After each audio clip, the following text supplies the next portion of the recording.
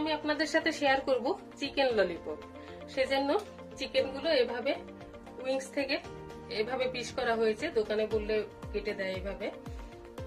আদা রসুনের পেস্ট, এখানে আদা কুচি, পেঁয়াজ কুচি, রসুন কুচি, নুন, সয়া সস, টমেটো কেচাপ, গোলমরিচ গুঁড়ো, কাশ্মীরি লঙ্কা গুঁড়ো, চিনি সামান্য, একটা ডিম, আর এখানে আছে 2 টেবিল চামচ কর্নফ্লাওয়ার আর 2 টেবিল চামচ ময়দা।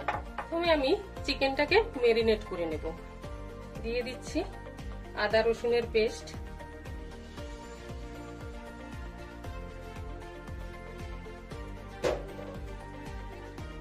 সামান্য গোলমরিচ